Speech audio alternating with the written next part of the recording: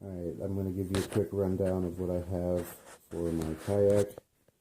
When I got this, it was pretty plain.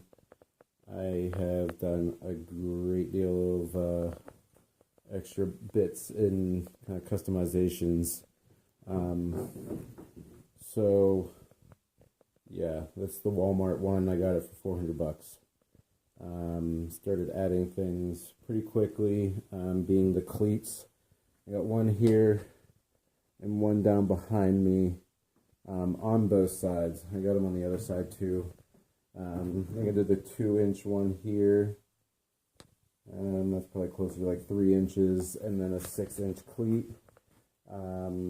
Made sure I used some sort of sealant around those just to kind of make sure I didn't fuck anything up doing this for the first time.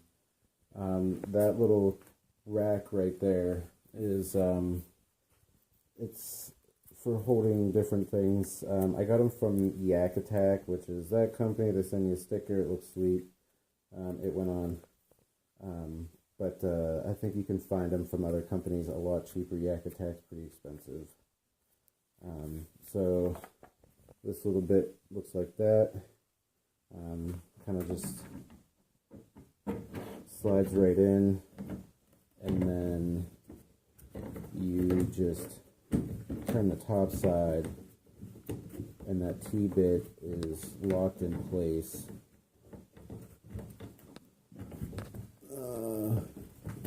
If I do it correctly.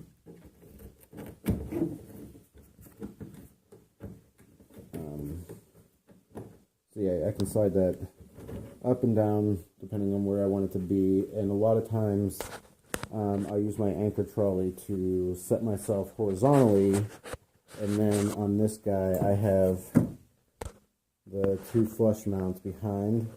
I'll set one pole there, set up one pole in there, and then there's actually another pole that can be held right here, but I'll usually leave my lure on that one and then use my baits on these two and just let them sit out.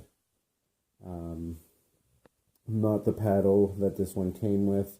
I got this from Walmart. It's got a sweet little black on black decal, blah blah blah. It's fancy. Today I installed my fish finder. I can get a little more light on that for you. Got it on eBay for 75 bucks. The cheapest I found it anywhere else was 100. So through the scupper hole there, oh, you're gonna need that light.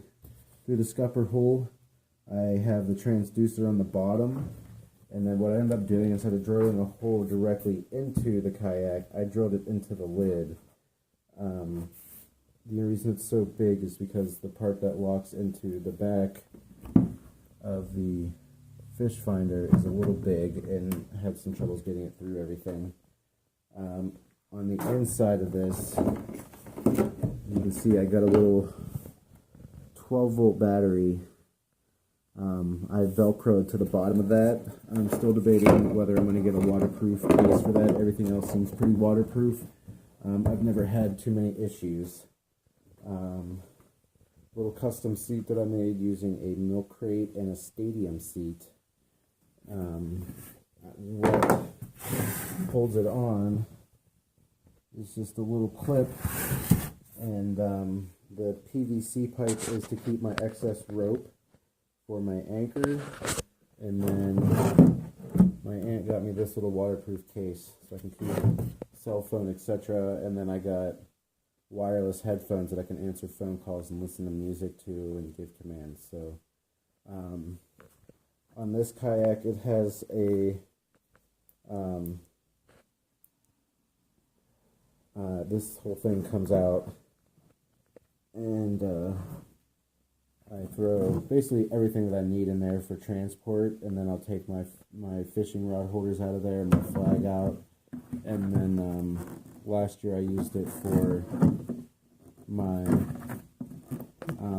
my backpacking backpack when I went down the river and camped for a night. Something I want to get into a little bit more. And then on this side, if you don't know what an anchor trolley is, I switched from a reflective rope to a black bungee cord. It keeps it up out of the water and lowers the amount of drag. Carabiner in the center, and anchor rope goes through that, and you control where you want that anchor to fall off of your boat, and that's how you can kind of control which way you're casting. Up in the front, you got another one like that. In Pennsylvania, you will need to either register your boat, and that allows you to launch in other states, or you need to get a launch permit. Look at the details on that. For 2 years, it cost me to register the boat with $18, so not that big of a fee. If you have any questions, send them back to me.